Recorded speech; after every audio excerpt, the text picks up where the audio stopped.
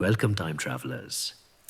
SolaTales here, and tonight's adventure takes us straight into medieval England, where a gentle soul with a long wooden staff walks the cobbled streets in the pre dawn darkness, tapping softly on shuttered windows to wake the town.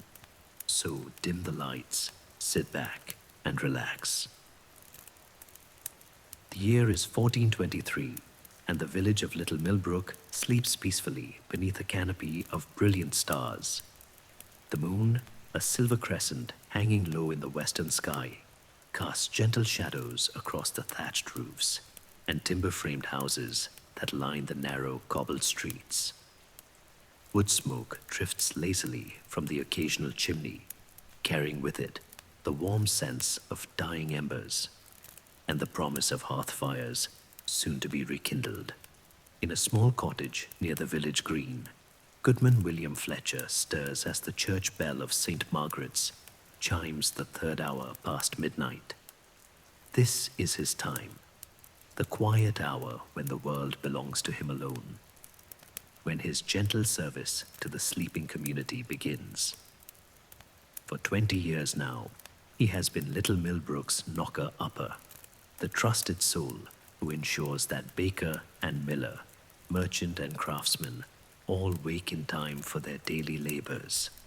William rises from his simple straw mattress, his movements slow and deliberate, practiced from 2 decades of pre-dawn routines.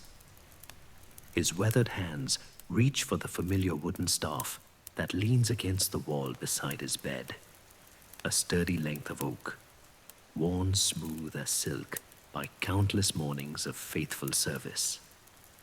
The staff is nearly as tall as William himself, carved from a single branch of the great oak that once stood in the village square, its surface polished to a warm honey color by the oils from his palms and the gentle friction of years. He wraps himself in his thick wool cloak, the same deep brown as fresh turned earth, and steps out into the cool morning air. The temperature carries the crisp bite of early autumn, and his breath forms small clouds that dissipate quickly in the stillness. Above him, the stars shine with that particular brilliance that comes only in the deep hours before dawn, when the air is clear and the world holds its breath. William begins his rounds, as he always does, with a moment of quiet gratitude for the trust placed in his weathered hands. The cobblestones beneath his soft leather boots have been worn smooth by centuries of footsteps, and they gleam faintly with morning dew that catches the starlight like scattered diamonds. His boots make only the softest whisper against the stones, for William has learned the art of moving through a sleeping world without disturbing its dreams. His first stop is always the bakehouse, where Master Thomas must rise early to begin the day's bread. The building sits at the corner of Mill Street and Church Lane, its thick stone walls still radiating the faint warmth from yesterday's ovens. William approaches the shuttered window that faces the street, raises his oak staff with practiced care, and delivers 3 gentle taps, tap, tap, tap, against the wooden shutter. The sound is soft but distinct, like a woodpecker working at an old tree trunk, rhythmic and reassuring. From within comes the rustle of straw mattress and the quiet murmur of a voice acknowledging the call.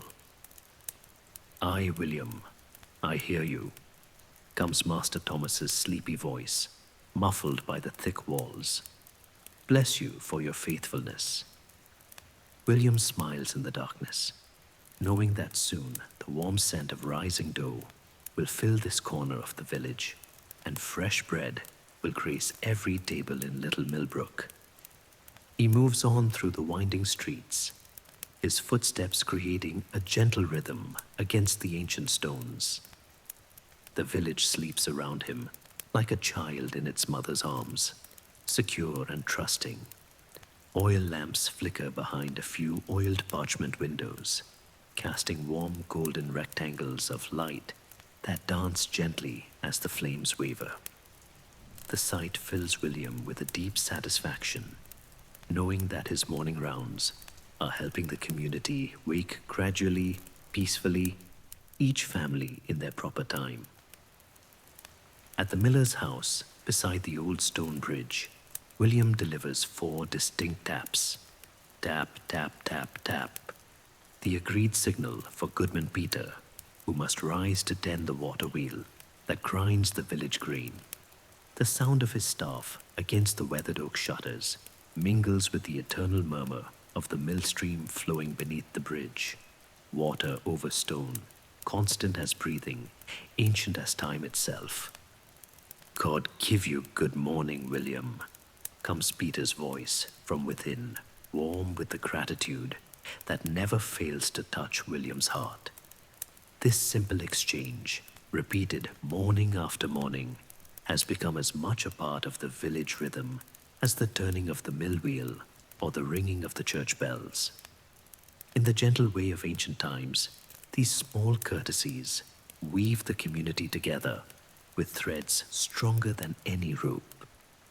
The eastern horizon shows no hint of dawn yet, and William continues his careful rounds through streets that have known his footsteps for so many years that the very stones seem to welcome him.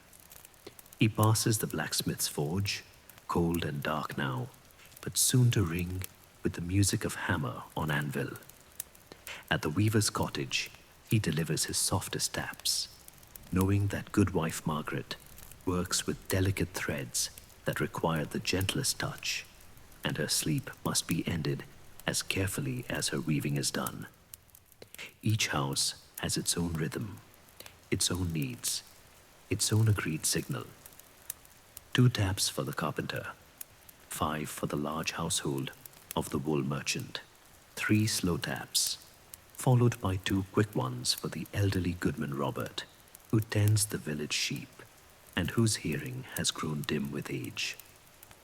William knows them all by heart, carries their trust like a sacred responsibility, moves among their homes like a guardian spirit, watching over the community's dreams.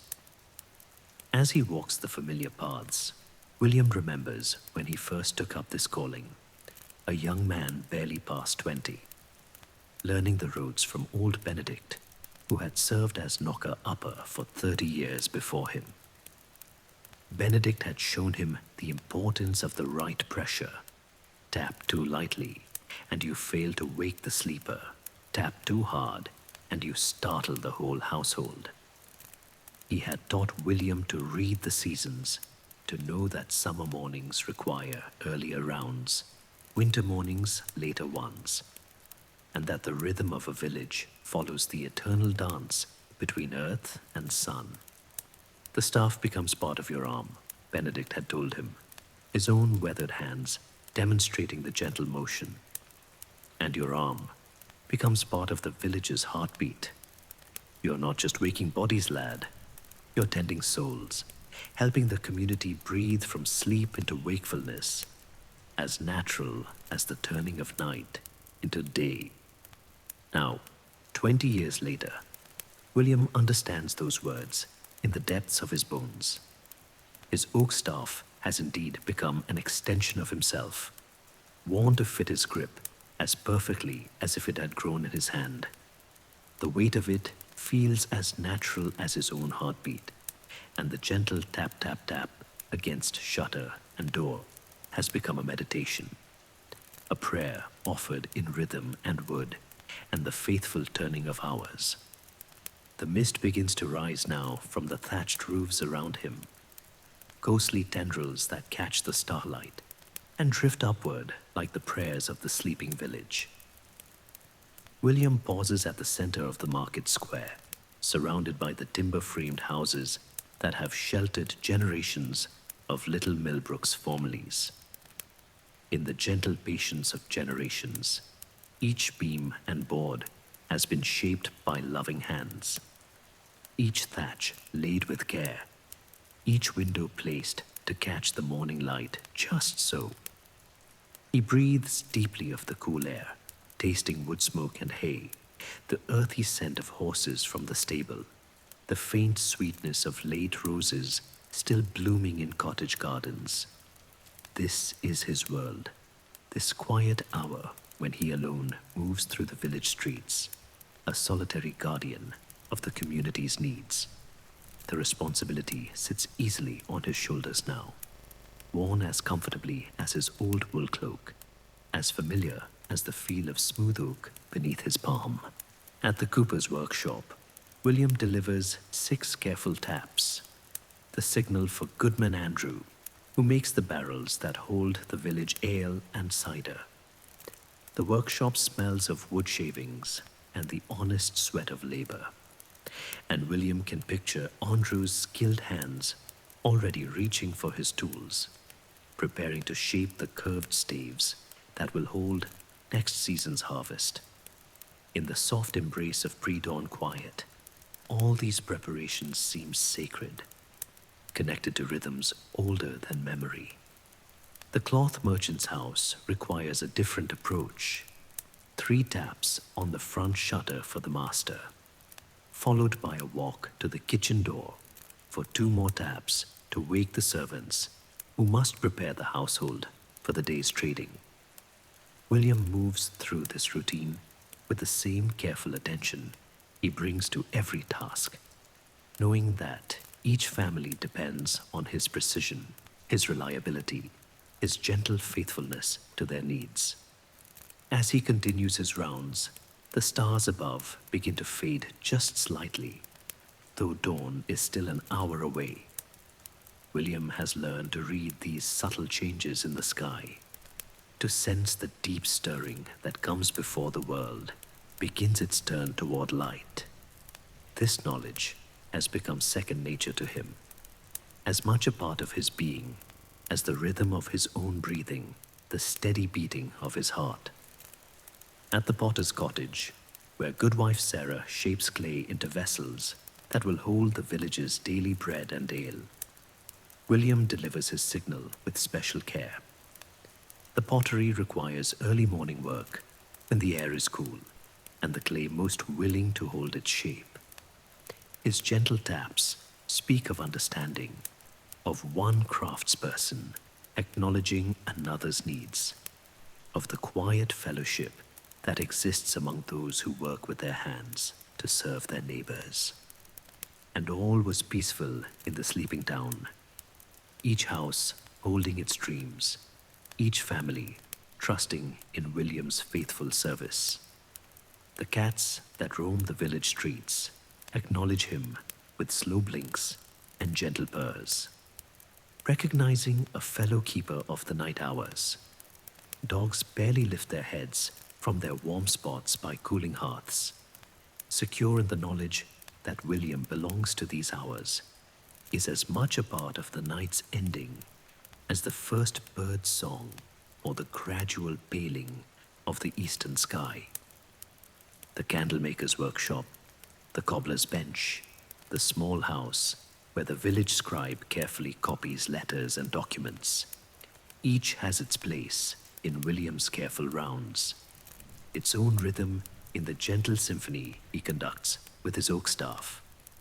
Tap, tap, tap goes the music of morning's approach, soft as rain on leaves, steady as the flow of the millstream, eternal as the turning seasons themselves. As William continues through the winding streets, his movements become slower, more contemplative. Like a monk walking the cloisters in meditation, the familiar weight of the oak staff in his hand connects him to the earth, to the tree that gave its wood for this service, to all the mornings that have come before and all that will follow. In the gentle way of ancient times, he feels himself part of something larger than his own small life, a thread in the great tapestry that binds the community together. The tanner's house sits at the edge of the village, where the work of curing hides can be done without troubling more sensitive noses. Even here, William's service is needed, his gentle taps ensuring that the leather for the villagers' shoes and harnesses will be tended in proper time. The morning air carries fewer scents here, cleaner and sharper, touched with the wildness of the fields that stretch beyond the last houses toward the forest.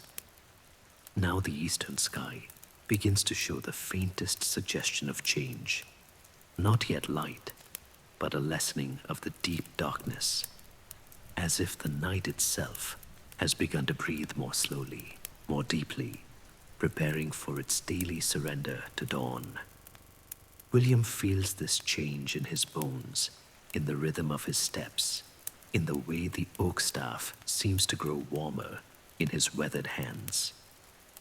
His rounds take him back through the heart of the village now, past the church of Saint Margaret, where the bell that marked his rising will soon ring for Lord's, past the village green, where the great oak once stood, past the well, where the women will gather later to draw water and share the day's first conversations.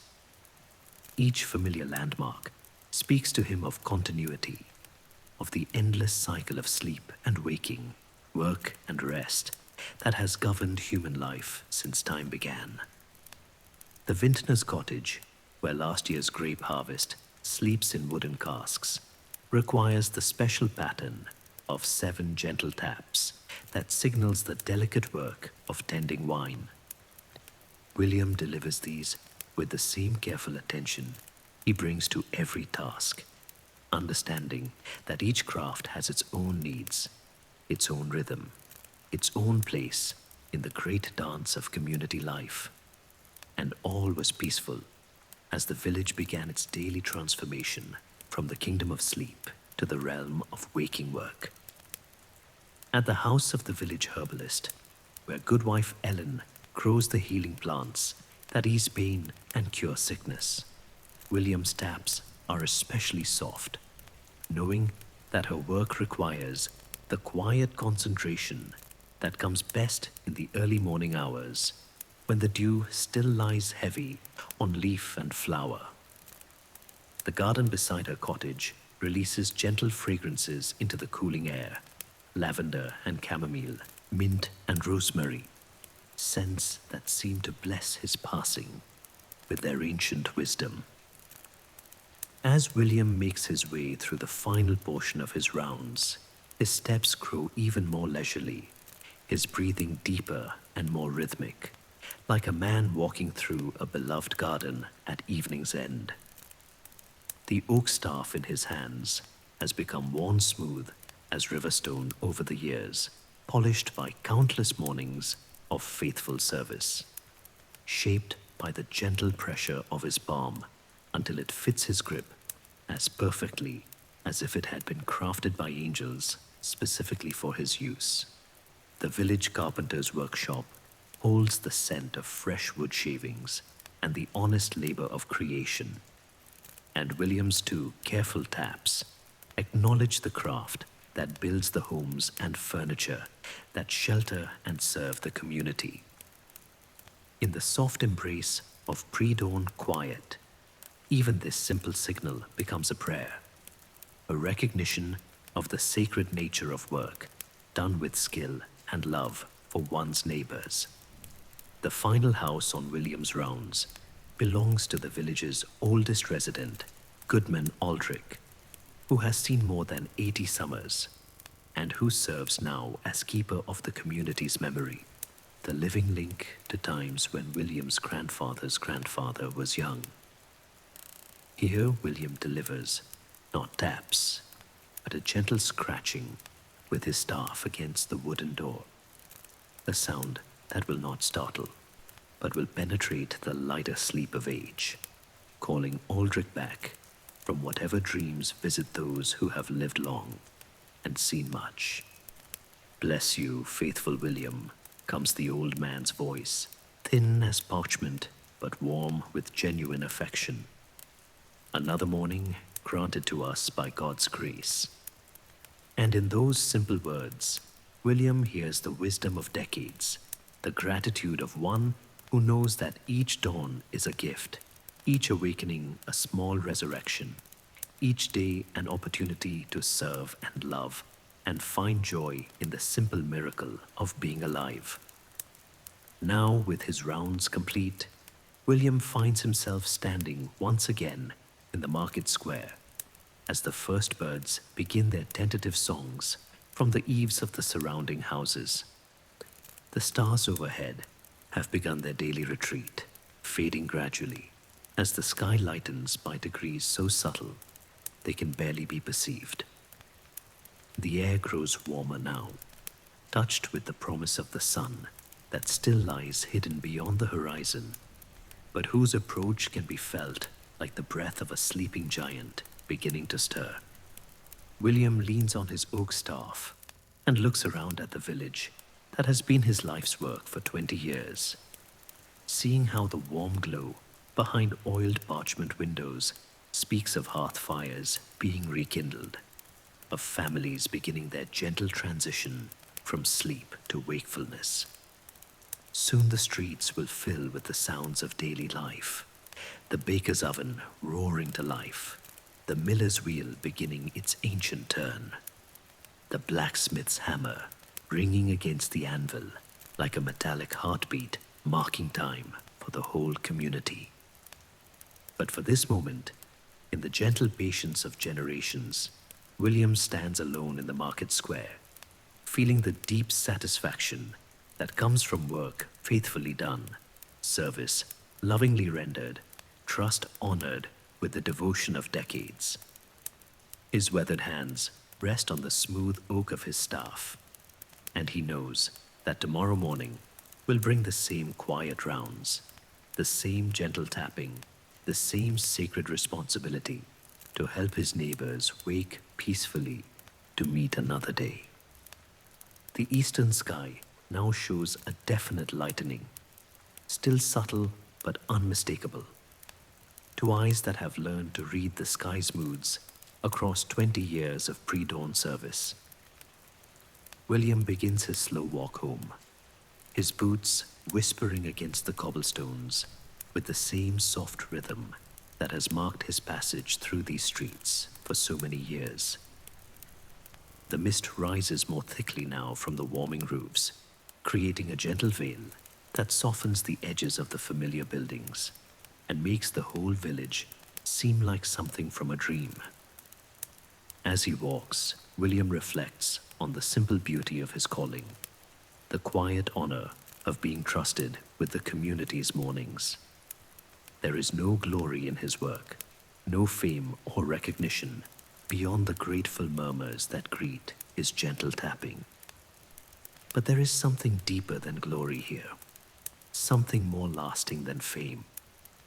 There is the profound satisfaction of being useful, of serving others with skill and devotion, of being woven so deeply into the fabric of community life that his absence would be felt like a missing heartbeat. His cottage comes into view now, small and humble, but sufficient for his needs, with its own little garden where he grows herbs for cooking and flowers for the simple pleasure of their beauty. The thatch needs mending before winter comes, he notes with the practical eye of a man who has learned to tend his own needs carefully, knowing that his ability to serve others depends on maintaining his own small corner of the world. Inside his cottage, William places the oak staff in its accustomed place beside the door, ready for tomorrow morning's rounds. The staff seems almost to glow in the dim light filtering through his single small window, as if the wood itself has absorbed some essence of the countless mornings it has served, the endless cycle of sleep and waking it has helped to maintain, as it had been for countless generations before him, and as it would be for generations yet to come. The humble work of the knocker-upper continues the ancient rhythm that connects human life to the deeper patterns of earth and sky. William removes his wool cloak and hangs it on its wooden peg, then moves to his simple hearth, where last night's embers still glow softly among the ashes. He adds a few small sticks of kindling blows gently on the coals, and soon has a small fire crackling, its warm light dancing across the humble furnishings of his home. The familiar ritual brings its own comfort, the satisfaction of tending fire as his ancestors have done since the beginning of time. He settles into his wooden chair beside the hearth, feeling the deep tiredness that comes after faithful service, the pleasant weariness of work well done. Through his small window, the sky continues its gradual lightening, and soon he can hear the first sounds of the village beginning its day, the creak of opening shutters, the soft lowing of cattle being led to pasture, the distant sound of Master Thomas opening his bakehouse door to let the warm scent of fresh bread begin its daily blessing of the morning air. William closes his eyes and lets himself drift into the peaceful state between waking and sleeping, that gentle borderland where the soul rests while remaining alert to the world's needs. In the soft embrace of pre-dawn quiet, he feels himself part of the great wheel of life that turns through sleeping and waking, work and rest, darkness and light, season following season, in the eternal dance that governs all created things. And now, as the last stars fade from the brightening sky and the first golden rays of sunlight begin to paint the eastern horizon with colors too beautiful for words, as the village of Little Millbrook stirs fully to life with the gentle sounds of another day beginning, the baker's oven roaring to life, the miller's wheel beginning its patient grinding, the blacksmith's first hammer strokes ringing clear across the morning air. William Fletcher, faithful knocker-upper, keeper of the community's mornings, guardian of the ancient rhythm between sleep and waking, allows himself to drift into the peaceful rest that comes only to those who have served others with love and devotion, his heart filled with the quiet satisfaction that flows like honey through souls who have found their true calling and followed it with unwavering faithfulness through all the seasons of their lives. In this timeless rhythm of rest and renewal, as stars keep their ancient watch and morning light returns once more to bless the earth with another day's possibilities, William sleeps the sleep of the righteous, knowing that tomorrow will bring the same gentle service, the same quiet honor, the same sacred trust, and that he will rise again in the deep hours before dawn to take up his oak staff and walk the cobbled streets of Little Millbrook, tapping softly on shuttered windows, helping his neighbors wake peacefully to meet whatever joys and sorrows, work and rest, laughter and tears another day might bring, as it had been for countless mornings and would be for countless mornings yet to come, world without end, in the gentle way of ancient times.